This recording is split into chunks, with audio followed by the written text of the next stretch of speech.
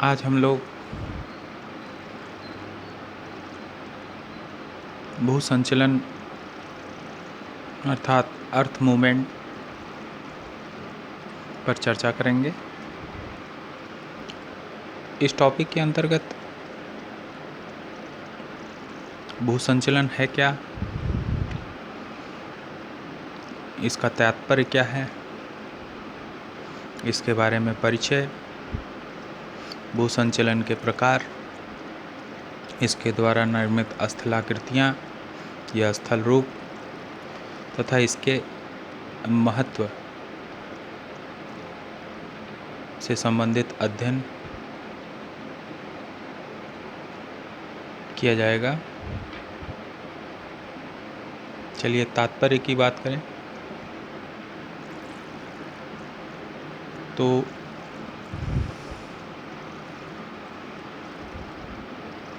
परिवर्तन प्रकृति का नियम है। पृथ्वी के निर्माण से लेकर आज तक प्रकृति गतिशील रही, उसकी सभी प्रक्रियाएं परिवर्तनशील रही।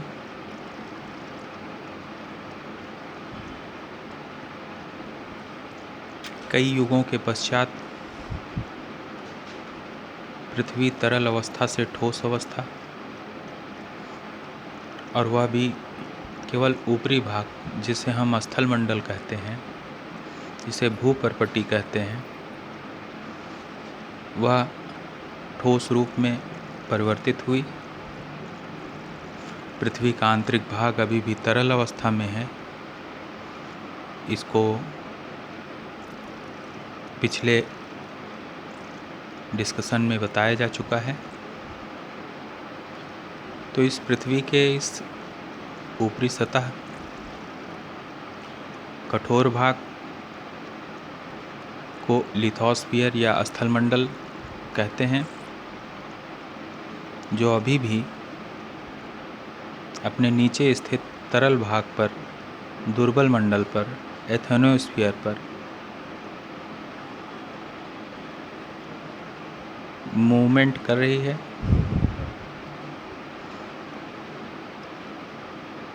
इस प्रकार से पृथ्वी अपनी अस्थिर स्वभाव के कारण पृथ्वी की ऊपरी सतह पर विभिन्न प्रकार की शक्तियों के कारण, परिवर्तनकाली बलों के कारण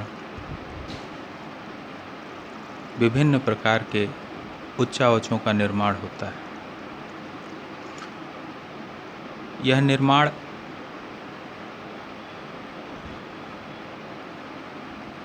जहाँ एक तरफ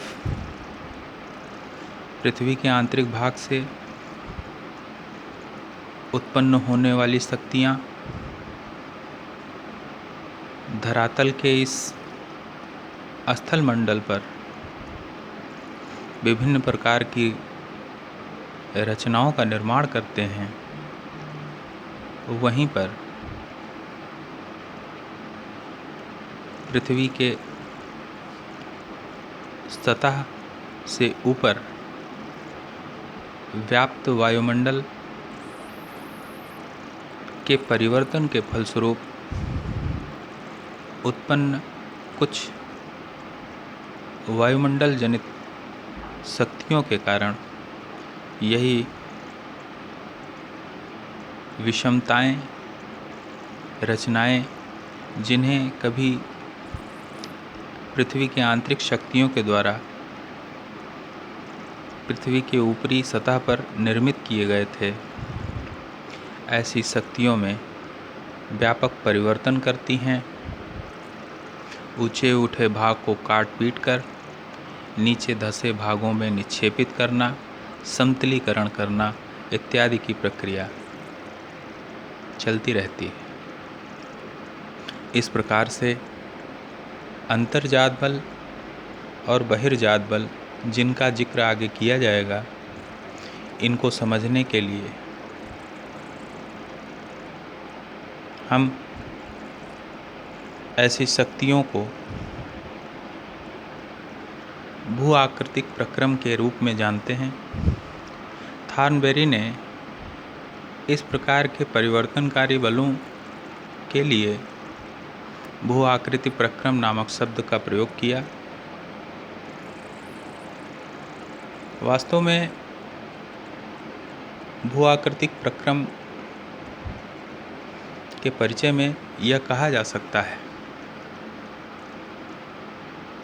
कि पृथ्वी के आंतरिक भाग से उत्पन्न होने वाली शक्तियाँ, जिसमें ज्वालामुखी क्रिया, भूकंपीय क्रिया एवं संपीड़नात्मक एवं तनावमूलक बलों के कारण पर्वत निर्माण प्रक्रिया या बलों के कारण पृथ्वी की ऊपरी सतह पर विभिन्न प्रकार के प्रथम एवं द्वितीय उच्चावचों का निर्माण होता है। प्रथम उच्चावच महासागर एवं महाद्वीप और द्वितीय उच्चावच महाद्वीपों पर पर्वत पठार मैदान और महासागरों के अंतर्गत मग्न तट, मग्न ढाल, वितल मैदान, कटक एवं खाई, इन सभी का निर्माण पृथ्वी के अंतर्जात बल के कारण होता है। इस प्रकार के बलों के कारण धरातल पर विभिन्न प्रकार की रचनाएं, उच्चावचों का पदार्पण होता है। इसलिए अंतर्जात बल को रचनात्मक बल भी कहा जाता है। वहीं पृथ्वी सतह से ऊपर विद्यमान वायुमंडल और वायुमंडल में विभिन्न प्रकार के अन्य विज्ञताओं के कारण विभिन्न प्रकार के प्रक्रमों का जन्म होता है। जन्म में कहें पवन, पवन संचलन, यह धरातल पर और सागरीय भागों में विभिन्न प्रकार के बलों के रूप में, सागरीय तरंगों के रूप में और धरातल पर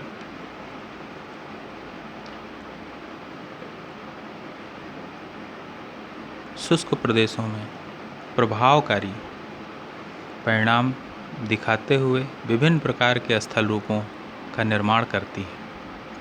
वहीं पर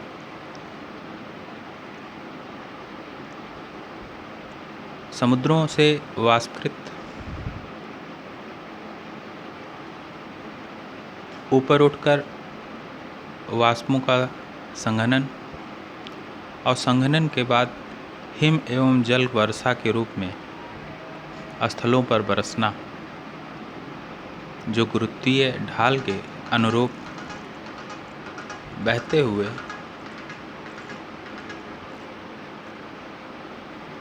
विभिन्न प्रकार के स्थल रूपों का निर्माण करती है। तो हम कह सकते हैं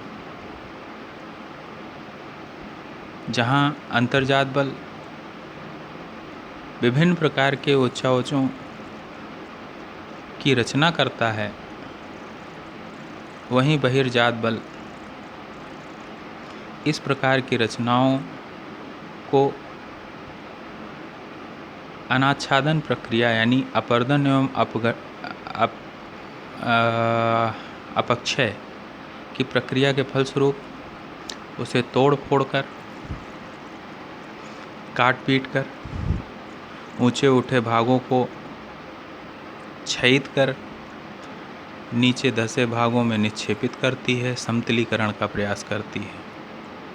इसलिए ऐसे बहिर्जात बलों को विध्वंसकारी बल के नाम से भी जाना जाता है।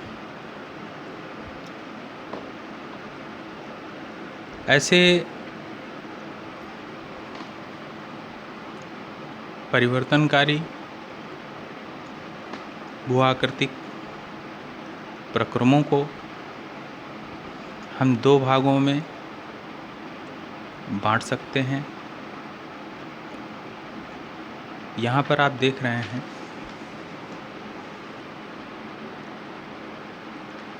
पृथ्वी के आंतरिक भाग से उत्पन्न होने वाले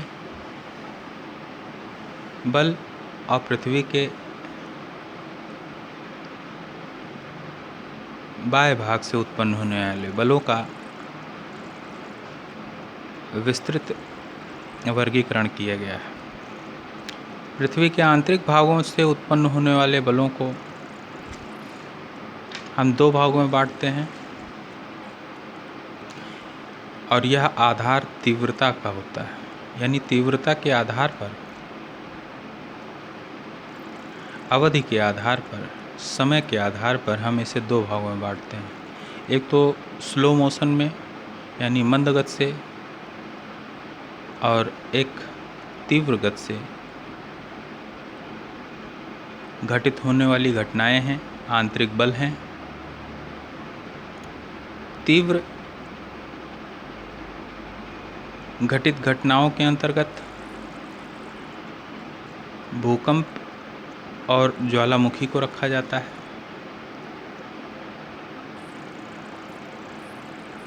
ये ऐसी परिवर्तनकारी बल हैं जो कम समय में ही दीर्घ परिणाम देती हैं,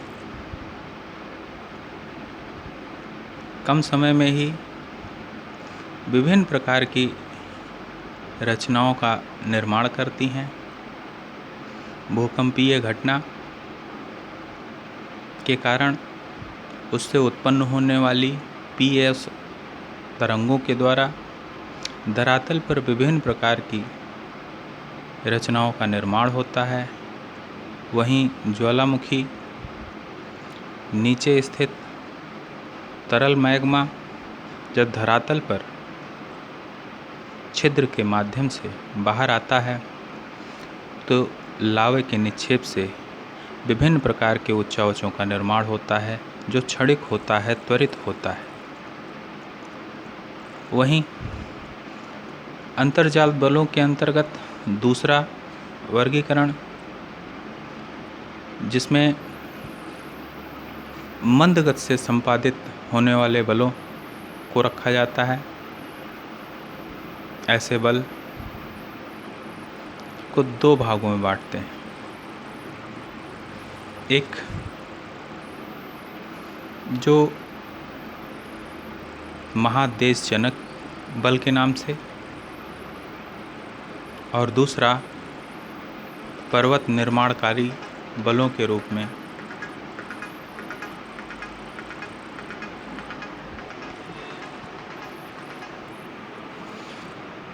इस प्रकार से महादेशजनक बल, जिसमें पृथ्वी के आंतरिक भाग से उत्पन्न होने वाले ऐसे बल जो मंद गति से क्रियान्वित होते हैं और जिसका मूवमेंट या डायरेक्शन वर्टिकल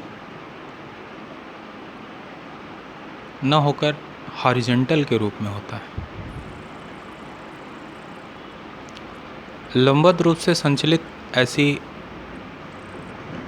दीर्घकालिक आंतरिक बल, जिसके अंतर्गत महादेशजनक बल के अंतर्गत इनको रखा जाता है, जिसके परिणाम स्वरूप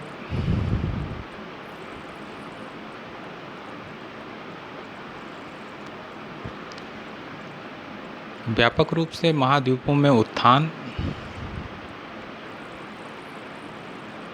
या अवतलन की घटनाएं देखने को मिलती हैं। उत्थान व अवतलन आसानी से दृष्टिगत नहीं होता। ये तटीय क्षेत्रों में इसके स्पष्ट प्रमाण देखने को मिलते हैं। तटीय क्षेत्रों में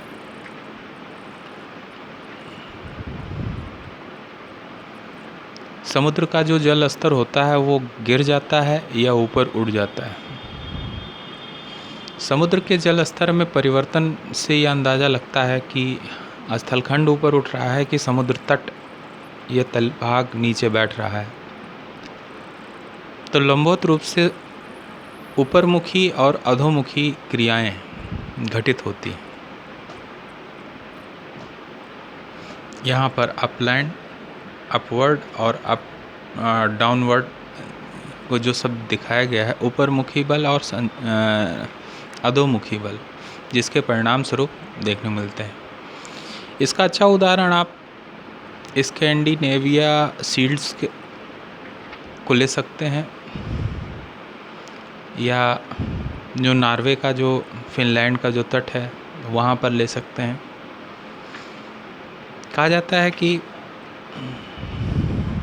आइस एज में, यानी कि ये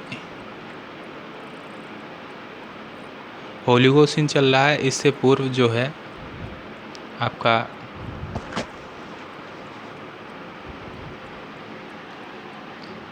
प्लीस्टोसिन था, जिसमें कहा जाता है कि पृथ्वी का उत्तरी गोलार्ध पूरी तरीके से बर्फ़ से ढक चुका था।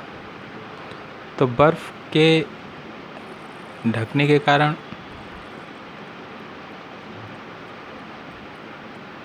उसके भार के कारण महाद्वीप में जो संतुलन स्थापित होता है वो आपको स्पष्ट रूप से उस समय था। आज वर्तमान में तापमान में वृद्धि के कारण बर्फ़ पिघल रहे हैं।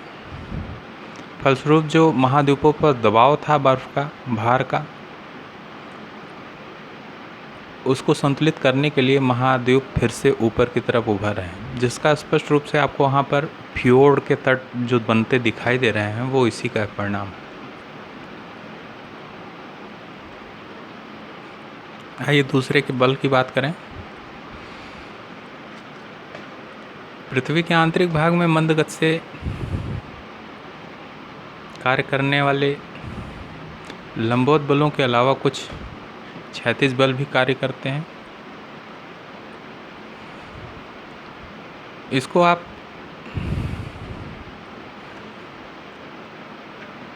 इस तरह से कह सकते हैं, यह जो बल है अर्थ मूवमेंट में ये ऊपरमुखी, अधोमुखी, जिसमें मैंने आपको महादेश जनगण में बताया कि तट ऊपर उठ जाएगा या तटीय भाग में नीचे अधोमुखी बल, इस प्रकार का लंबवत संचलन। आपको पता ही होगा कि हमारी पृथ्वी का ऊपरी भाग जो क्रस्ट है, भूपर्पटी है,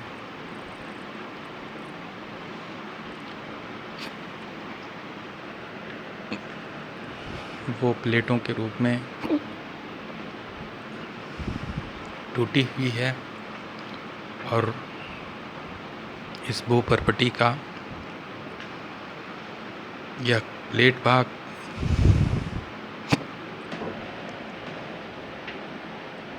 एक दूसरे से खिसक रहे हैं, कहीं दूर जा रहे हैं, कहीं पास आ रहे हैं।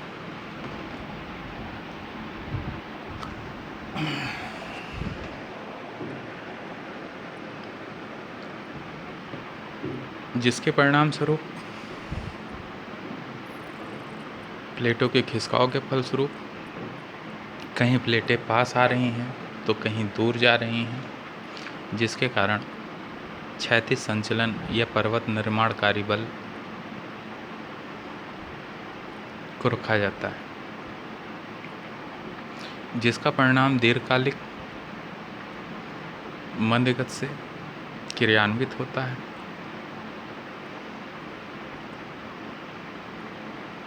स्थलखंड में संपीडनात्मक बल के कारण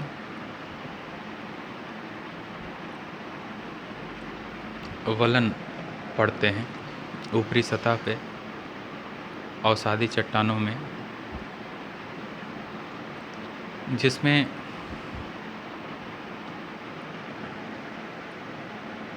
एक अपनति और अवनति जैसी संरचनाएं निर्मित होती हैं, और वहीं पर ही तनावमूलक बल यानी एक दूसरे के विपरीत बल प्लेटों के अपसरणीय किनारों के सहारे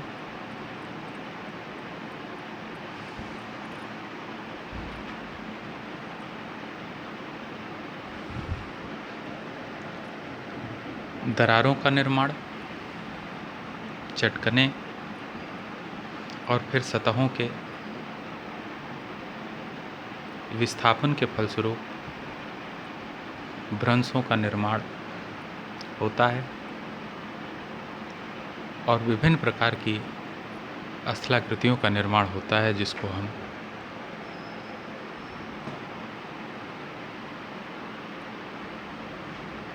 यहाँ पर ये फिगर आपको ये दिखाता है। वास्तव में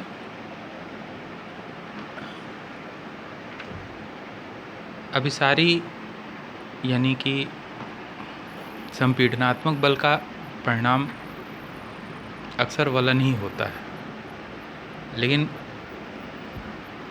भ्रंशन भी हो सकता है। ऐसा कब होता है? यदि ऊपर की सतह पर संपीडनात्मक बल कार्य करता है और ऊपर की जो सतह है वो कठोर चट्टानों से निर्मित है, तो उसके सहारे दरारें उत्पन्न होंगी, चटकने होंगी, और चटकनों के सहारे, दरारों के सहारे स्थलखंड का विस्थापन होगा, जिसमें आप देख रहे हैं हैंगिंग जो ऊपर लटक गया, ये नीचे धसक गया, ये इस प्रकार की संरचना। लेकिन यदि ऊपर की जो चट्टान है वो कोमल प्रकार की है, तो अक्सर उस पर वलन की प्रक्रियाएं होती हैं, जिसमें अपनति और अवनति की संरचनाएं निर्मित होती हैं। संपीडनात्मक बल कितनी तीव्रता से कार्य करेगा, उसी के अनुरूप वलन का निर्माण यानी फोल्डेड पड़ते हैं। जो फोल्ड है उसमें अभिनत अक्ष और अभिनति और अपनति अक्षों के बीच एक एंगल होता है। उस एंगल के ही आधार पर हम विभिन्न प्रकार के वलन का निर्धारण करते हैं।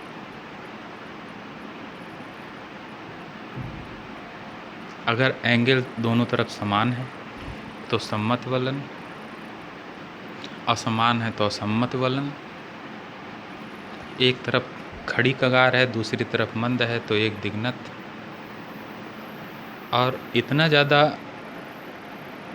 संपीडनात्मक बल कार्य करता है कि दोनों एक दूसरे के समानांतर हो जाती हैं तो परवलित। इस प्रकार के वलनों का निर्धारण किया गया है,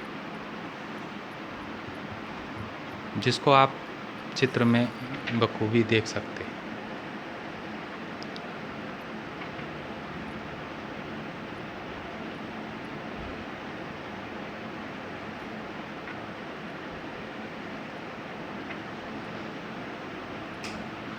मैंने आपको बताया भी था कि संपीडनात्मक बल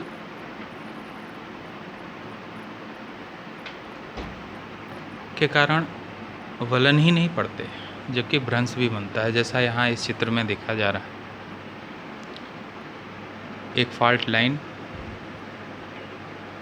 और उस फॉल्ट लाइन के सहारे संपीडनात्मक बल के कारण जो लैंड है ऊपर की तरफ उठ जाती है, जिससे भ्रंश कगार निर्मित होते हैं। आइए भ्रंशों के बारे में जानें।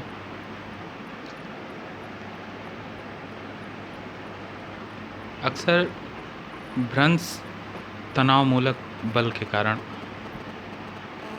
निर्मित होते हैं।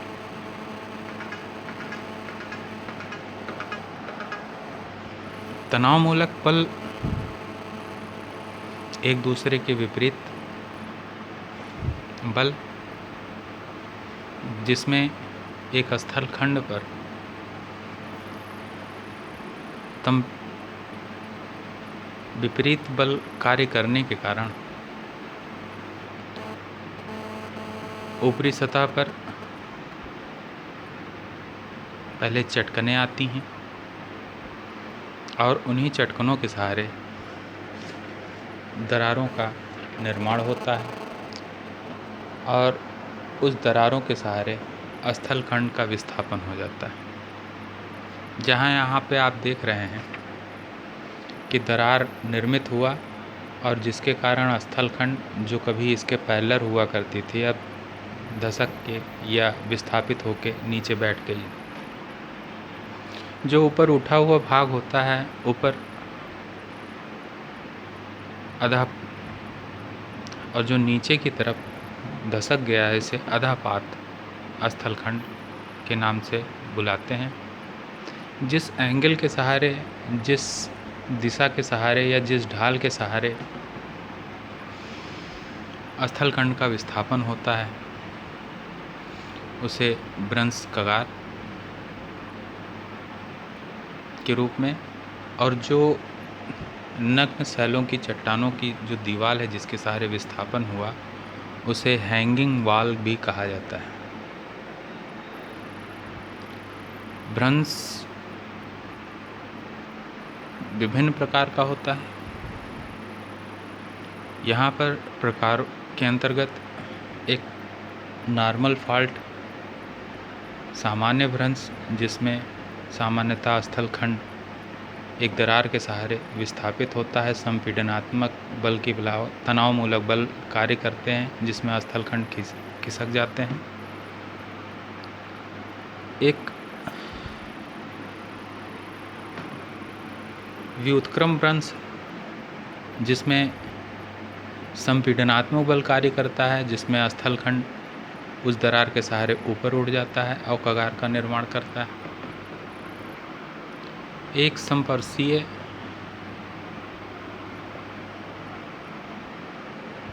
फाल्ट होता है जिसमें स्थलखंड न ऊपर खिसकता है नीचे बैठता है, अगल बगल खिसक जाता है विकर्ण रेखा के सहारे।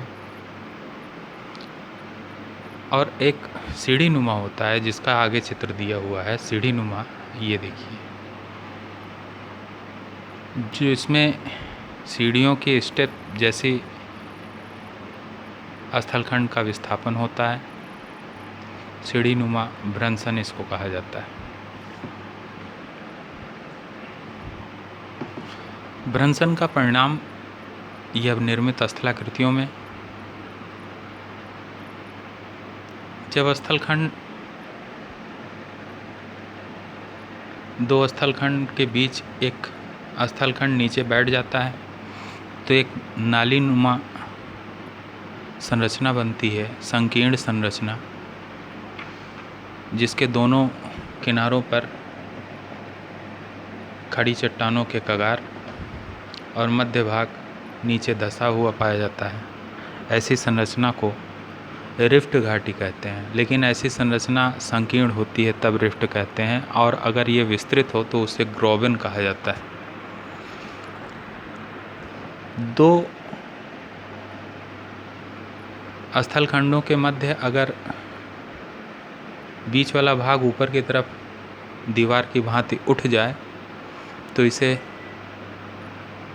होस्ट पर्वत या ब्लॉक पर्वत या अवरोधी पर्वत भी कहा जाता है। ग्रोबन और रिफ्ट के उदाहरण रिफ्ट राइन नदी जो यूरोप में बहती है, इसके अलावा नील नदी साउथ अफ्रीका के कंट्रीज़ में। वहीं होस्ट पर्वत के उदाहरण के अंतर्गत आप सियरा नेवादा उत्तरी अमेरिका में, ब्लैक फॉरेस्ट यूरोप में, और हमारे भारत में भी सतपुड़ा पहाड़ी एक प्रकार का होस्ट पर्वत या ब्लॉक पर्वत के रूप में इसका अध्ययन है। सतपुड़ा के उत्तर में जहाँ नर्मदा नदी बहती है, वहीं दक्षिण में ताप्ती नदी बहती है। इसके मध्य में सतपुड़ा की पहाड़ी एक होस्ट पर्वत के रूप में है। अब चर्चा करते हैं पृथ्वी के आंतरिक बल के बाद आंतरिक बलों के द्वारा निर्मित प्रथम उच्चावच के ऊपर निर्मित विभिन्न प्रकार की जो स्थलाकृतियाँ हैं, जो उच्चावच हैं, उनके निर्माण में आंतरिक बलों का योगदान रहा।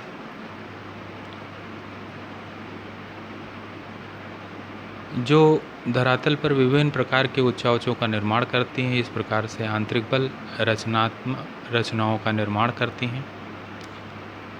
वहीं बहिर्जात बल इस प्रकार की उत्पन्न रचनाओं को पुनः काट पीट कर नीचा करने में, तोड़ने फोड़कर समतलीकरण में प्रयास करती है। बहिर्जात बल वायुमंडल जनित, वायुमंडल में जो एनर्जी, अब एनर्जी का स्रोत कौन है? सूर्य है। तो सूर्य से प्राप्त विभिन्न प्रकार की जो ऊष्मा है, विभिन्न अक्षांशों पर इसका जो वैल्यू है वो भिन्न भिन्न होता है, और इसी वैल्यू की विभिन्नता के कारण उसे इक्वल करने के लिए विभिन्न प्रकार के प्रक्रिया या प्रक्रमों का जन्म होता है। ऐसा वायुमंडल में और ऐसा जल मंडल में भी देखने को मिलता है, जहाँ पर 0 डिग्री अक्षांश के नियर अबाउट एनर्जी या प्राप्त ऊष्मा की अधिकता होती है। वहीं पर ध्रुवीय क्षेत्र, जहाँ पर इस प्रकार की एनर्जी की प्राप्तता कम होती है, तो अधिकता से न्यूनता की ओर एनर्जी की गतिशीलता के फलस्वरूप विभिन्न प्रकार के प्रक्रमों का जन्म होता है। उन्हीं प्रक्रमों को वायुमंडल जनित प्रक्रम या बल कहा जाए, जिसमें पवन संचलन, सागरीय तरंगें, नदी, हिमनद, और जो जल होता है वो अंडरग्राउंड वाटर के रूप में, भूमिगत जल के रूप में ऊपर धरातल पर जो विभिन्न प्रकार के उच्चावच जो आंतरिक बलों के फलस्वरूप निर्मित हुए हैं, उनको वो काट पीट कर, घिस कर नीचे करने में कार्यरत होती हैं, और प्राप्त विभिन्न प्रकार के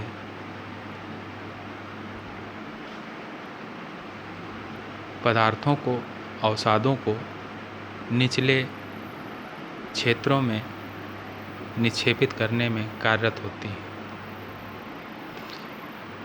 इस प्रकार से कह सकते हैं, जहाँ आंतरिक बल प्राथमिक एवं द्वितीयक प्रकार के उच्चावचों का निर्माण करती हैं, वहीं पर ही बहिर्जात बल तृतीयक श्रेणी के उच्चावचों के निर्माण में अपना योगदान देती है। अब तृतीयक श्रेणी के उच्चावच के अंतर्गत पर्वत पठार मैदानों पर निर्मित विभिन्न प्रकार की स्थलाकृतियाँ, जो नदियों के द्वारा, हिमनदों के द्वारा, भूमिगत जलों के द्वारा, सागरीय तटीय भागों में सागरीय तरंगों के द्वारा एवं पवनों के द्वारा निर्मित होती हैं। ऐसी स्थलाकृतियों को तृतीय श्रेणी के उच्चावच कहते हैं। बहिर्जात बलों को की जो प्रक्रिया है, प्रक्रम है, वो अनाच्छादन के रूप में कार्य करता है। अनाच्छादन जिसमें अपक्षय और अपर्दन वेदरिंग अपक्षय वह भौतिक प्रक्रिया जो निज स्थान स्वस्थानीय होती है, जिसमें यांत्रिक एवं रासायनिक प्रक्रिया के फलस्वरूप चट्टानें टूट टूट कर अपने ही स्थान पर बिखर जाती हैं और वायुमंडल जनित प्रक्रम इस प्रकार के प्राप्त अवसादों को ढोते हैं और ये ढोने की प्रक्रिया में ही विभिन्न प्रकार के अपर्दन की प्रक्रिया और निक्षेपण की प्रक्रिया अपर्दन के अंतर्गत करते हैं। इस प्रकार से इसको हम सामूहिक संचलन या स्थानांतरण भी कह सकते हैं, जिसमें पर्वतीय ढालों के सहारे विभिन्न प्रकार के अवसाद जो निक्षेपित किए जाते हैं उसमें शेयरिंग बल कार्य करता है। शेयरिंग बल जैसे जैसे कम होता जाता है, ढाल कमज़ोर होकर सामूहिक स्थानांतरण के रूप में मृदा संपरण या भूस्खलन के रूप में देखने को मिलते हैं। इस प्रकार से बहिर्जात बल जहाँ पर समतलीकरण का कार्य करता है, अंतर्जात बल और बहिर्जात बल एक दूसरे के विरोधी स्वभाव के हैं। अब आइए इनके महत्व की बात करें। वास्तव में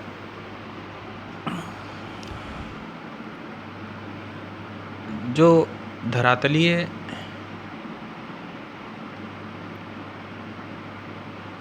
परिवर्तनकारी जो बल हैं उनका हमारे इस भूगोल में महत्व है, क्योंकि अवलन और भ्रंशन की प्रक्रिया के फलस्वरूप विभिन्न प्रकार के जो खनिज हैं वो धरातल के ऊपर न होकर निचले भाग में निर्मित होते हैं और यह खनिजों का निर्माण दीर्घकालिक प्रक्रिया के फलस्वरूप ताप दाब के फलस्वरूप निर्मित होता है और भूसंचलन के फलस्वरूप ही संपीडनात्मक बल के फलस्वरूप ही एवं तनावमूलक संपीडनात्मक एवं तनावमूलक बल के फलस्वरूप ही ये अत्यंत अगाध गहराई से ऊपर वार्प होते हैं, वलित होते हैं या ऊपर उठते हैं, जिसका खनन करने में हमें आसानी होती है। इतना ही नहीं, ऐसी वलित संरचनाओं में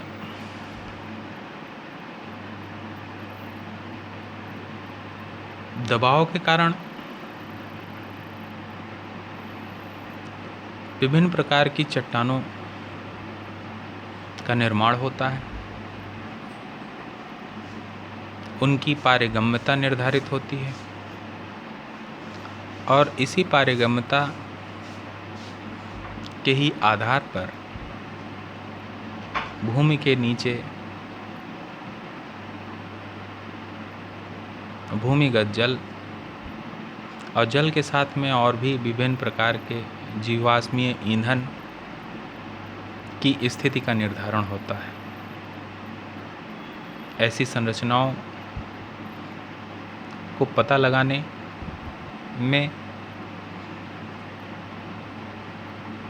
भूगर्भ शास्त्री हमेशा ऐसी संरचनाओं की खोज करते हैं, पता लगाते हैं और जो हमारी पृथ्वी है उसमें पर्याप्त मात्रा में जो खनिजों का संचय है उसको किस प्रकार की संरचना से किस प्रकार से प्राप्त किया जा सकता है उसके लिए कार्यरत होते हैं, प्रयासरत रहते हैं। इस प्रकार से भू संचलन अंतर्जात बल एवं बहिर्जात बल द्वारा निर्मित विभिन्न स्थलाकृतियाँ जो अध्ययन हेतु महत्वपूर्ण हैं, ऐसी ही संरचनाओं का निर्धारण कर हम भविष्य में इनसे हम खनिज प्राप्त कर सकते हैं,